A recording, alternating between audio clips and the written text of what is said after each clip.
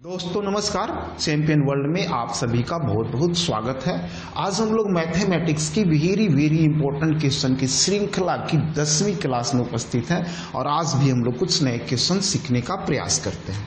और आज की क्लास में भी क्वेश्चंस जो होंगे वो परसेंटेज चैप्टर से ही हैं, बट क्वेश्चंस इंपॉर्टेंट हैं और सभी क्वेश्चंस को समझने का प्रयास करना है, खासकर इसके टेक्निक और कॉन्सेप्ट को, और वीडियो में बिल्कुल लास्ट तक बने रहना। तो चलिए स्टार्ट करते हैं आज का क्लास। और आज की क्लास में आपके लिए सबसे पहले जो क्वेश्चन आ रहा है वो है टाइप 46 और क्वेश्चन नंबर जो है वो आपका है 91।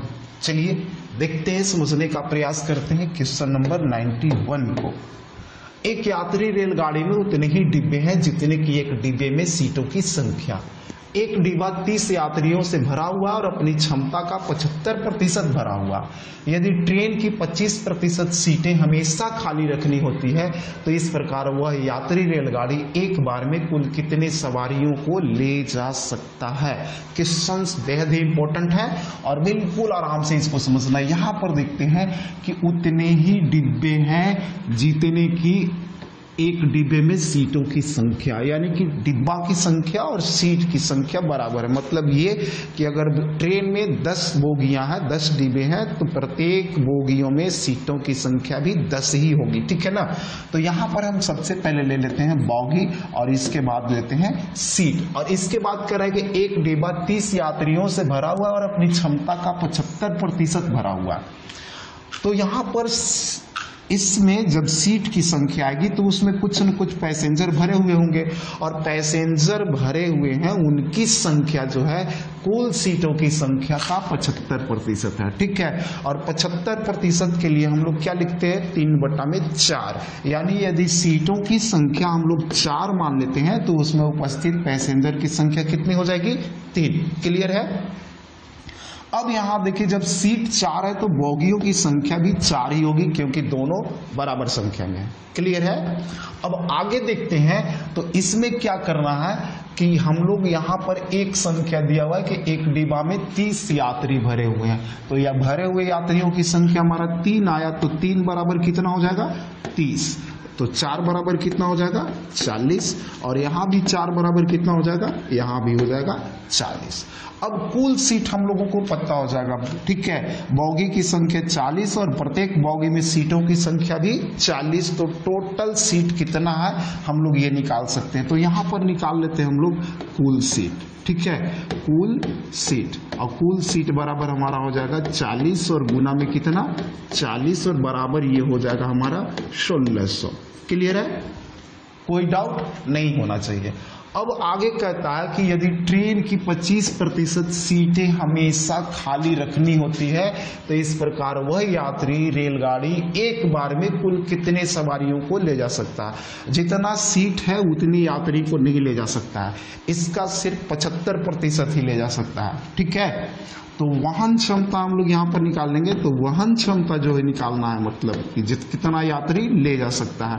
तो वहन क्षमता बिल्कुल सिंपल है, इस काम को निकाल लेना है 75%, और 75% का मतलब होता है 3/4, तो इसका 3/4 करेंगे हम लोग, ठीक है। तो 4 चौके 16, 400, 3 से गुना कर देंगे तो 1200। बिल्कुल आराम से ये आपका आंसर आ गया, ठीक है। थोड़ा सा पेशेंस रख के आराम से सीखने का प्रयास कीजिए, कहीं भी समस्या नहीं होगी, ओके। चलिए अगला क्वेश्चन भी देख लेते हैं हम लोग 92 को। ये क्या कहता है, एक यात्री रेलगाड़ी में उतने ही डिब्बे हैं जितने की डिब्बों में सीटों की संख्या। एक डिब्बा 25 यात्रियों से भरा हुआ है और अपनी क्षमता का 71.3/7% भरा हुआ है। यदि ट्रेन की 20% सीटें हमेशा खाली रखनी होती है तो इस प्रकार वह यात्री रेलगाड़ी एक बार में कुल कितने सवारियों को ले जा सकता है।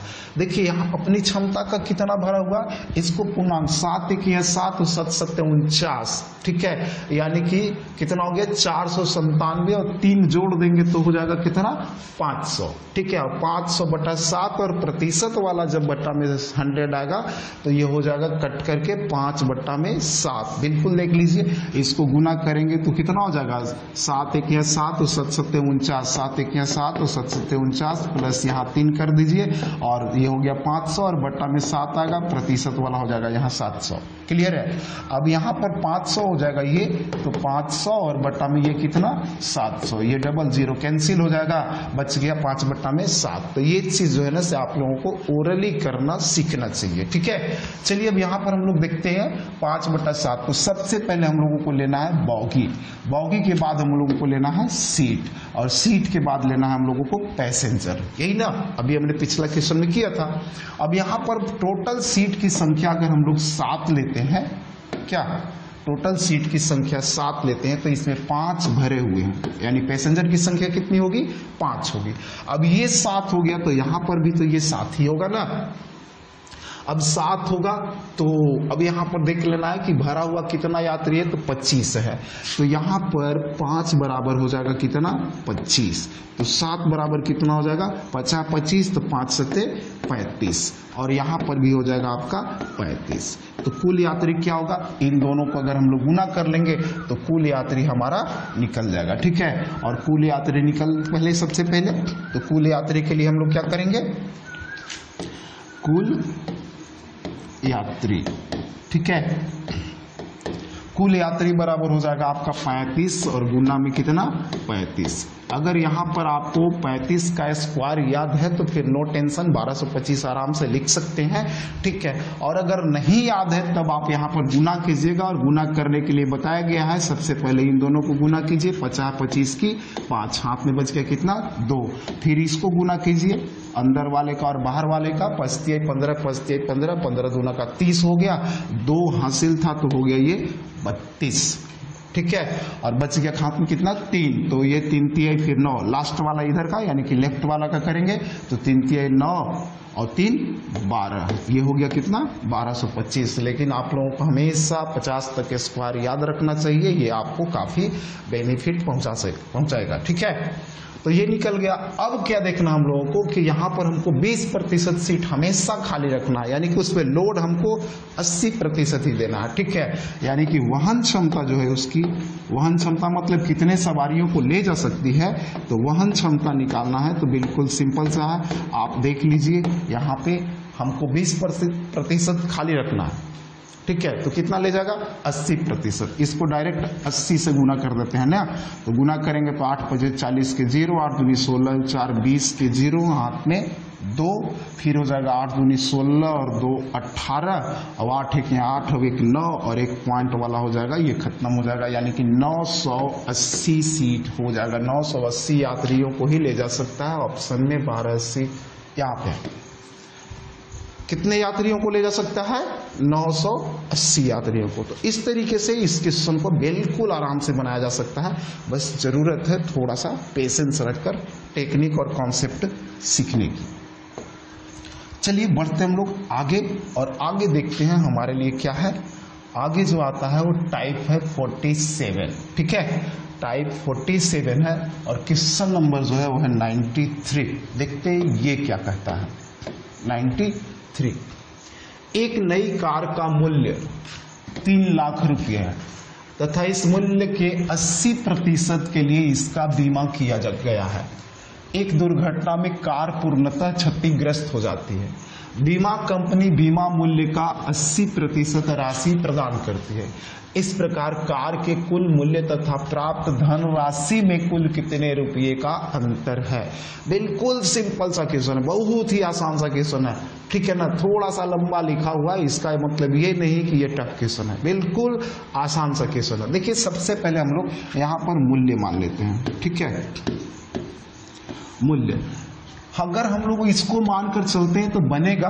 ठीक है ना, 2 तरीका बता देता हूं। ठीक है ना, दोनों में आप देख लीजिएगा कि कौन सा आपके लिए आसान है। सबसे पहले हमने मान लिया मूल्य बराबर 100 रुपया, मूल्य कितना 100। ठीक है, इसके बाद उसमें 80% का बीमा होता है। बीमा कितने का किया गया? 80% का, यानी 80 रुपये का बीमा हुआ।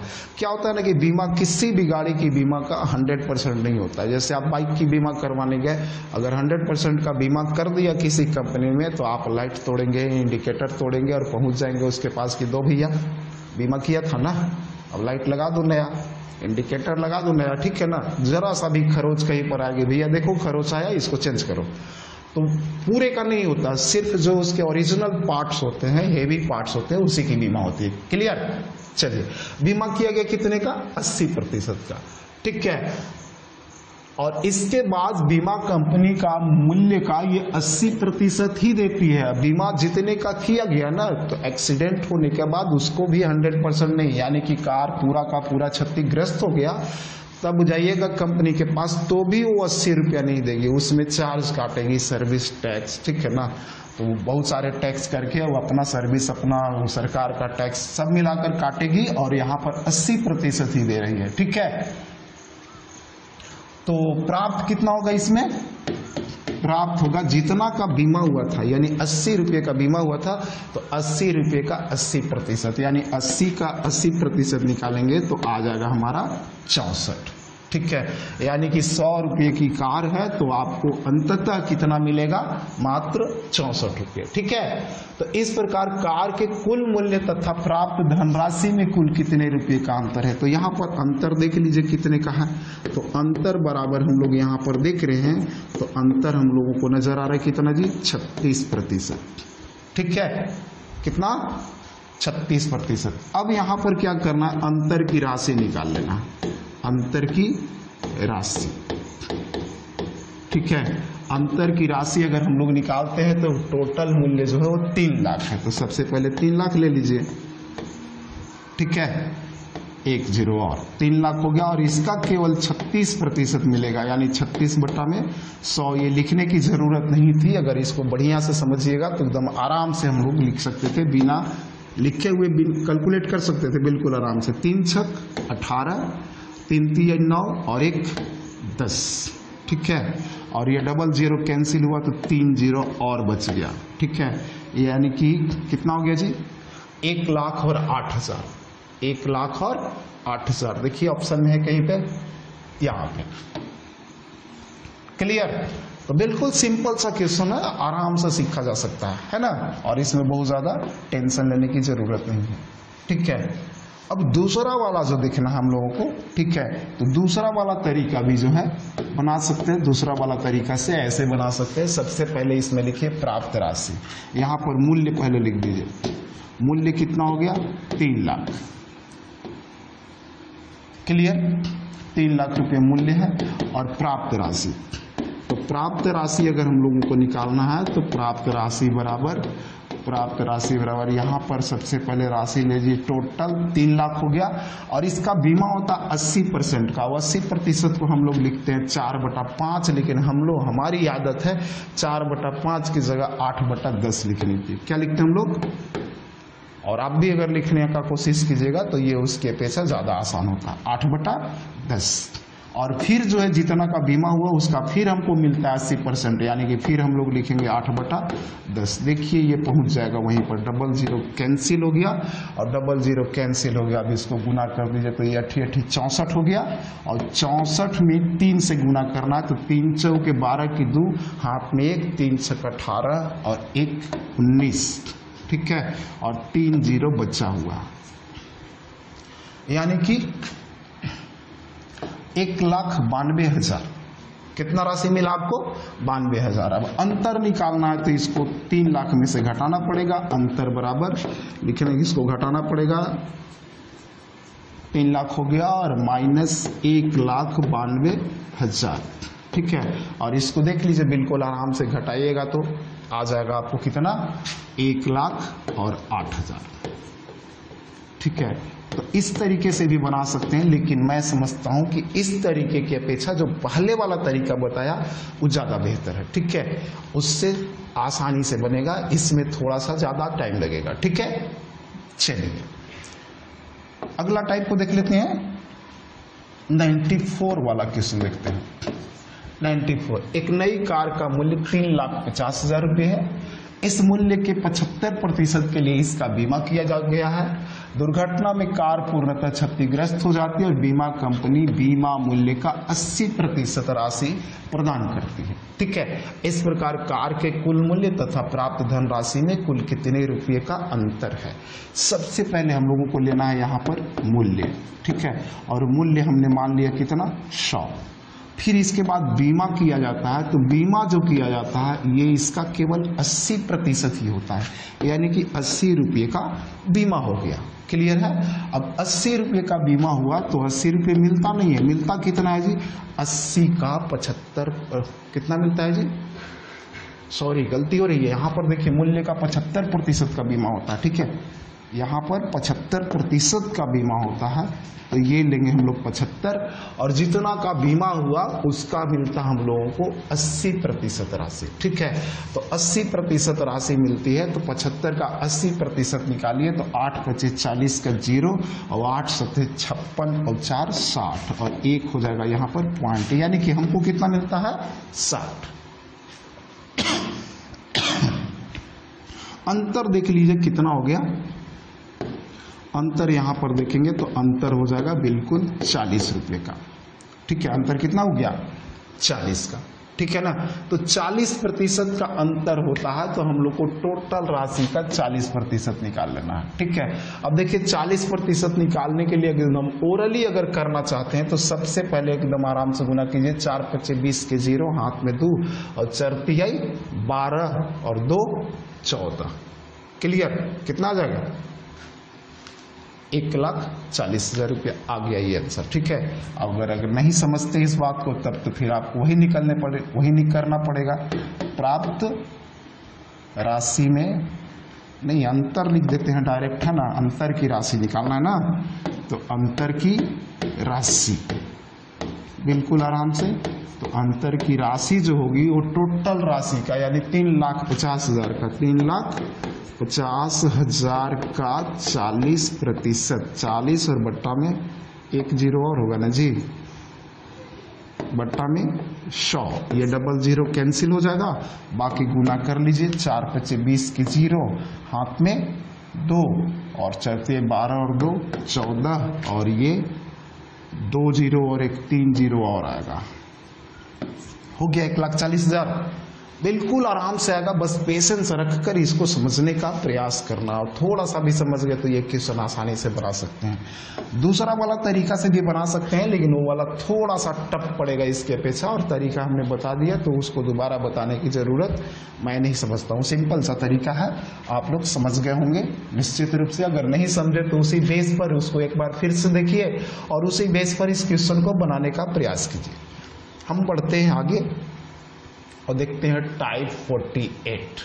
ठीक है, और टाइप 48 में क्या है देख लीजिए, 95, क्वेश्चन नंबर कितना है, 95। ठीक है, एक मकान मालिक अपने घर की पेंटिंग करना चाहता है, उसे बतलाया गया कि उसे पेंटिंग के लिए 30 किलोग्राम पेंट चाहिए, है ना जी, 30 किलोग्राम पेंट की आवश्यकता होगी। यह मानते हुए कि 20% पेंट बर्बाद होगा और पेंट केवल 2 किलोग्राम के टीनों में ही उपलब्ध हो, तो घर की पेंटिंग के लिए इस आकार वाली कितनी टीनों की आवश्यकता पड़ेगी। ये भी क्वेश्चन बढ़िया है, बट सिंपल सा है, बहुत ज़्यादा टफ नहीं है। क्वेश्चन को अगर समझ जाते हैं तो बड़े ही आराम से बना लीजिएगा। ठीक है, चलिए देखिए, सबसे पहले सोचिए इस बात को कि 20% तो बर्बाद होता है, तो जो बर्बाद होता है वो भी तो खरीदना ही पड़ेगा ना। ठीक है, तो हमको चाहिए 30 किलोग्राम, यानी कि हमारे घर में 30 किलोग्राम पेंट लगेगा। ठीक है, तो ये तो 30 किलोग्राम लग जाएगा, लेकिन जो बर्बाद होगा तो हमको खरीदना पड़ेगा, यानी कि हमको 30 केजी से ज़्यादा खरीदना पड़ेगा। तो सबसे पहले सोचना है कि खरीदेंगे कितना, तो जब 80% ही दीवार में यूज होगा, 20% तो बर्बाद हो जाएगा, तो 80% में दीवार में यूज होगा, तो 80% बराबर यहाँ पर हम लोग ले लेंगे कितना, 30 केजी, और खरीदना कितना पड़ेगा, इसके लिए हम लोगों को 100% निकाल लेना है। कितना हो जाएगा, 30 बट्टा में 80 और गुना में कितना, 100, राइट। कोई डाउट नहीं होना चाहिए। यहाँ पर हम लोग 20 चौका 80 और इसको कर सकते हैं 20 25 100, 2 दूना का 4 और 2 से ये 15 बार में, यानी कि 75/2 kg हमको पेंट चाहिए। कितना चाहिए? 75/2 kg। लेकिन टीन जो उपलब्ध है, ठीक है, वो कितना में उपलब्ध है जी? केवल 2 किलो का ही टीन उपलब्ध है, ठीक है ना, समझ गए। तो टीन की संख्या कितना हो जाएगी? तो टीन की संख्या के लिए हम लोग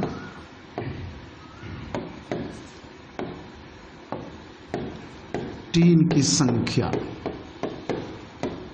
क्या करना होगा? 2 से भाग देना होगा, 75/2 और 2 से भाग देना होगा, क्योंकि टोटल टीनों की संख्या निकालने के लिए एक टीन के वजन से हमको भाग देना पड़ेगा, तो 2, यानी कि 75/4 टीन चाहिए। इसको तोड़िए तो हो गया, 4 से तोड़ेंगे तो 18 चौके 72 होता है, तो 18 और पूर्णांक 3 और बट्टा में कितना? 4 टीन। अब स्वाभाविक सी बात है कि अगर हम किसी दुकान में जाएंगे कि वो कहेंगे कि भैया पेंट वाला हमको 18.3/4 टीन चाहिए, तो देगा? बिल्कुल नहीं। तो इसलिए हम लोगों को टीन कितना चाहिए? टीन चाहिए हम लोगों को 19 टीन, ठीक है ना। यही आंसर होगा आपका। क्लियर है? ऑप्शन में देख लीजिए, यहां पर क्लियर है। तो इस तरीके से इस क्वेश्चन को बनाना है, ठीक है, और यही तरीका इसका सिंपली बेहतर है, आप आराम से बनाइए, ठीक है। चलिए एक और क्वेश्चन देखते हैं, 96। यहां कहता है कि एक मकान मालिक अपने घर की पेंटिंग करना चाहता है। उसे बतलाया गया कि पेंटिंग के लिए 32 किलोग्राम चाहिए। इसको है कितना चाहिए? 32 किलोग्राम पेंट की आवश्यकता है। यह मानते हुए कि 20% पेंट बर्बाद होगा और पेंट केवल 3 किलोग्राम के टीनों में ही उपलब्ध है, तो घर की पेंटिंग के लिए इस आकार वाली कितनी टीनों की आवश्यकता पड़ेगी? ठीक है, यहाँ पर भी बस वही सोचना है कि जब 20% बर्बाद होता है तो हमको 80% ही यूज होगा, और 80% बराबर ये 32 kg होना चाहिए। तो यहाँ पर आराम से लेंगे 80% बराबर में कितना जी? 32 kg। अब 100% निकाल लीजिए, तो 100% निकालेंगे तो बिल्कुल आराम से ये जो 1 0 और 1 0 यहाँ कैंसिल कर दिए, 8 चौका 32, तो 10 चौका 40 kg, यानी कितना पेंट चाहिए? 40 kg, ठीक है। बट टीन जो है ना, केवल 3 kg में उपलब्ध है, तो टीन की संख्या निकालेंगे तो 3 से भाग दे दीजिए, तो टीन की संख्या बराबर 40 और बट्टा में कितना? 3, ठीक है। यानी कि इसको हम लोग पूर्णांक तोड़ते हैं तो कितना हो जाएगा? 13 3 39, 13.1/3 टीन। क्लियर है? अब दुकानदार तो इतना देगा नहीं, ठीक है, तो इसके लिए पक्का है कि हमको कितना खरीदना पड़ेगा? खरीदना पड़ेगा 14 टीन, और यही होगा हमारा आंसर। क्लियर है? कोई डाउट नहीं होना चाहिए यहाँ पे, बिल्कुल सिंपल सा क्वेश्चन है, ठीक है। चलिए आगे बढ़ते हैं हम लोग और देखते हैं कि हमारे लिए अगला क्या है। अगला जो है वो टाइप 49 है, और देखते हैं कि ये क्या कहता है, ठीक है। 49 क्वेश्चन नंबर 97। मुकेश अंबानी की रिलायंस जियो कंपनी में काम करने वाले सभी कर्मचारियों में 40% कर्मचारी मैट्रिक पास हैं और शेष का 50% कर्मचारी स्नातक हैं, तथा शेष 1800 कर्मचारी स्नातकोत्तर पास है। इस प्रकार इस जियो कंपनी में काम करने वाले मैट्रिक पास कर्मचारियों की कुल संख्या कितनी है? ये तो और भी आसान सा क्वेश्चन है, ठीक है, बस जल्दी से इसको खत्म करते हैं। यहाँ पर देख लेना है कि सभी कर्मचारियों में 40% कर्मचारी मैट्रिक पास हैं। तो सबसे पहले आप कुल मान लीजिए कितना? 100। कुल बराबर कितना जी? 100। अब इसमें मैट्रिक का दिया हुआ है कितना? 40%, तो यहाँ पर ले लेते हैं 40, ठीक है। इसके बाद यहाँ पर शेष का बोल रहा है, क्या बोल रहा है? शेष का 50%। 40 निकल गया तो बच गया 60। अब 60 का 50% पक्का है कि 30 होगा, तो ये 30 जो है स्नातक हैं। अब स्नातक की संख्या यहाँ पर निकाल दीजिए। स्नातक कितना हो गया जी? हम लोगों ने निकाला 30, ठीक है, तथा शेष कर्मचारी स्नातकोत्तर हैं। बाकी जो शेष है स्नातकोत्तर हैं।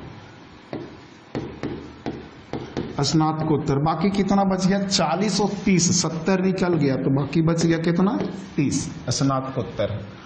और इनकी संख्या जो है ये 1800 दिया हुआ है। कितना क्या दिया हुआ है 1800, यानी स्नातकोत्तर कर्मचारियों की संख्या है 1800। तो यहाँ स्नातकोत्तर 30 है तो 30 बराबर हम लोग 1800 ले लेंगे, ठीक है। और निकालना हम लोग को किसका, मैट्रिक पास का। तो यहाँ पर 40% वाला का निकालना है। 3 छक 18 तो 4 छक 2400, और यही हो गया आपका आंसर। इसमें कुछ भी टेंशन नहीं है, बिल्कुल सिंपल सा क्वेश्चन था। ओके, बिल्कुल आराम से सीखने का प्रयास कीजिए, ठीक है। ये सब आसान से क्वेश्चन है, हम नहीं समझते हैं कि जो बढ़िया स्टूडेंट है उनको इसमें दिक्कत होगी, बट थोड़ा सा मॉडरेट लेवल का भी क्वेश्चन इसलिए डाल दिया गया है कि ताकि जो मीडियम लेवल के स्टूडेंट हैं उनको भी कुछ बेनिफिट मिल पाए। ओके, 98 वाला भी यहीं पे बना देते हैं बिल्कुल आराम से। औरंगाबाद स्थित श्री सीमेंट कंपनी में काम करने वाले सभी कर्मचारियों में 30% कर्मचारी मैट्रिक पास हैं, ठीक है। बिल्कुल आराम से, उतना लफड़ा लेने की जरूरत नहीं है, इसको ओरली बना सकते हैं, बस थोड़ा सा ध्यान रखेंगे। तो यहाँ पर सबसे पहले मैट्रिक ले लेते हैं, तो मैट्रिक में 30% दिया हुआ है, ठीक है। इसके बाद जो है शेष का 40% कर्मचारी स्नातक है यानी ग्रेजुएट है, शेष का 40%। तो 100 में 30 निकल गया, बच्चा कितना 70, और 70 का 40%, 7 28, तो ये 28% जो है से ग्रेजुएट हो गया।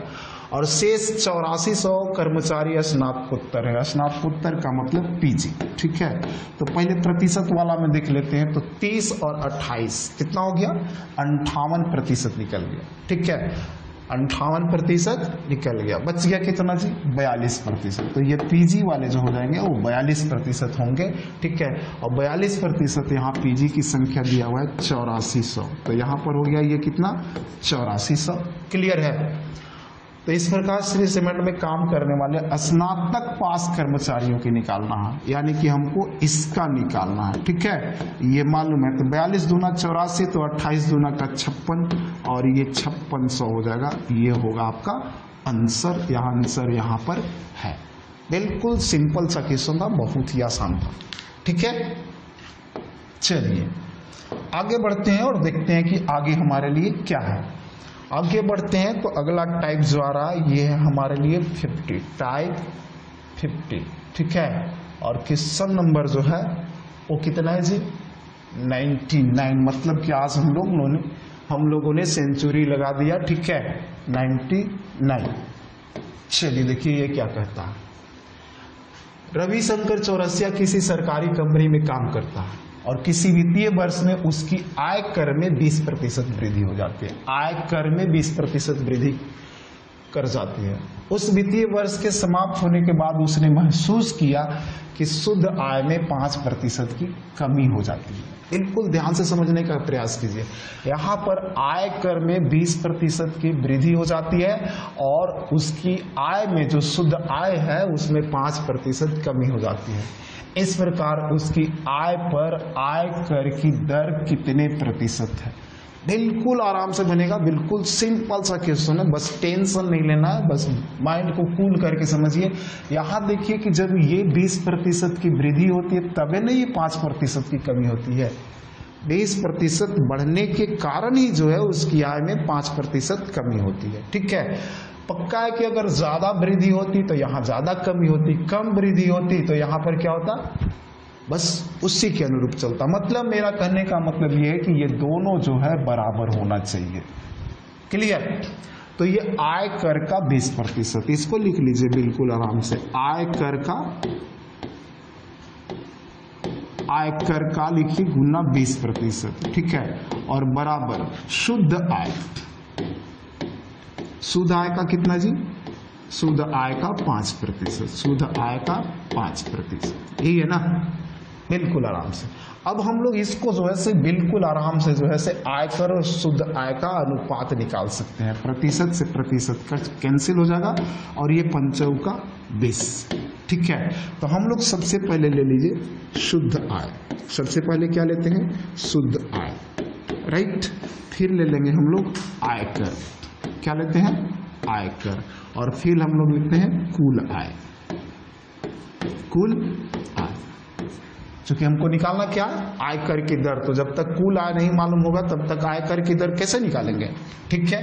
अब यहां पर देखिए शुद्ध आय, ठीक है, अगर पहले लिखा है तो यहाँ आयकर और शुद्ध आय का अनुपात 1:4 है, तो शुद्ध आय और आयकर का अनुपात क्या हो जाएगा, 4:1। शुद्ध आय 4 होता है और आयकर 1 है, यानी कि 1 रुपया टैक्स देने के बाद उसके बाद शुद्ध रूप से 4 रुपया बचता है। तो पक्का है कि टोटल उसने कितना कमाया होगा, 5 कमाया होगा। अब आयकर की दर निकालनी है, तो आयकर का दर निकालना है प्रतिशत में, तो कुल आय जो होगा यहाँ पर 100% होगा, पक्का है। तो 5 बराबर कितना, 100%, ठीक है। तो ये 1 बराबर निकालना है, 20 25 100, तो यहाँ 1 में 20 से गुना हुआ, तो यहाँ भी 20 से गुना कर देंगे और ये 20% हो गया आपका आंसर। बिल्कुल सिंपल सा, ठीक है। ओरली निकाल सकते हैं इस क्वेश्चन को, बिल्कुल आराम से, करना कुछ नहीं है। यहाँ पर आप देख रहे हैं कि 20 और 5 25 डायरेक्ट भी हम लोग जोड़ लेंगे तो टोटल कितना आ गया जी, टोटल कितना आ गया, 25 आ गया। 25 आ गया तो 25 में हम लोग ये 5% की जो कमी होती है ना, पक्का है कि रेशियो निकालेंगे तो उधर चला जाएगा, तो 5 बटा का बस 100 कर देना है, यानी कि 100/5 कर देना है, यानी कि 20% आंसर होगा, ठीक है। चलिए इसको भी देख लेते हैं, लास्ट वाला क्वेश्चन बिल्कुल आराम से। 100 सेंचुरी पूरा। शंभू साहूकार किसी सरकारी कंपनी में काम करता है, किसी वित्तीय वर्ष में उसकी आय कर में जो है 15% की वृद्धि कर जाती है और उस वित्तीय वर्ष के समाप्त होने के बाद उसने महसूस किया कि शुद्ध आय में 5% की कमी हो जाती है। तो यहाँ पर हम लोग बस पहले शुद्ध आय को ही लिखने की आदत डालिए, ज़्यादा अच्छा रहेगा। शुद्ध आय का कितना है जी, शुद्ध आय का 5%, ठीक है, बराबर में वहाँ पर दिया हुआ आयकर का 15%, आयकर का 15%, ठीक है। ये दोनों जो है से कैंसिल हो जाएगा और ये हो जाएगा 5 या 15, यानी कि अगर हम लोग यहाँ पर लेते हैं सबसे पहले शुद्ध आय, ठीक है, और उसके बाद ले लेना है आयकर, ठीक है, और उसके बाद लेना है कुल आय। ओके, इस क्वेश्चन को समझ जाते हैं तो ओरली 5 सेकंड में बना सकते हैं बिल्कुल आराम से, ठीक है। तो शुद्ध आय जो है से आपका यहाँ पर हो जाएगा, ये रेशियो चेंज हो जाएगा, ये 1 उधर चला जाएगा, 3 इधर आएगा, तो ये 3 हो गया और ये क्या हो गया, 1 हो गया, क्लियर है। और कुल आय कितना होगा, इन दोनों को जोड़ देंगे तो ये हो जाएगा कितना, 4, और 4 है तो कुल आय जो है से हमेशा 100% होगा, ठीक है। और ये 1 बराबर कितना होगा, तो देख लेते हैं यहाँ पर, तो पक्का है कि ये 25 चौका 100 है, तो इसको भी 25 गुना कर देंगे, तो ये हो गया आपका 25% और यही होगा आपका आंसर। बिल्कुल सिंपल सा, बड़े ही आराम से बनेगा, ठीक है। और इस तरह के क्वेश्चन को ओरली बनाने का प्रयास कीजिए, निश्चित रूप से कहीं भी दिक्कत नहीं होगी, थोड़ा सा प्रयास कीजिएगा और ये बिल्कुल आसान हो जाएगा। चलिए आगे देखते हैं, मेरे ख्याल से आगे कुछ नहीं होना चाहिए। दिस वीडियो एंड्स हियर, ठीक है, और यहाँ पर जो है से ये वीडियो समाप्त होता है और 100 क्वेश्चन हम लोग 100 क्वेश्चन हम लोग जो है सोल्व कर चुके हैं और इसमें से जितने भी टेक्निक और कॉन्सेप्ट बताए गए हैं, अगर आपने बढ़िया से कंप्लीट कर लिया तो मैं समझता हूँ परसेंटेज चैप्टर में कहीं भी दिक्कत नहीं होगी, ठीक है। कुछ क्वेश्चंस कुछ स्टूडेंट्स ने मेरे पास भेजे हैं तो उनको मिलाकर संभवतः 1 या 2 वीडियो और बन सकता है और इसके बाद ये परसेंटेज चैप्टर समाप्त हो जाएगा। आपके पास भी अगर कोई क्वेश्चन ऐसा है जो आपको परेशान करता हो तो उसे मेरे पास सेंड कर दीजिए व्हाट्सएप पे, ठीक है, और मैं उससे भी अगले वीडियो में शामिल कर दूंगा। और इसके बाद फिर हम लोग स्टार्ट करेंगे प्रॉफिट एंड लॉस। तो कैसा लग रहा है ये हमें सूचित करते रहिए और फिर हम अगले वीडियो में मिलते हैं। तब तक के लिए जय हिंद।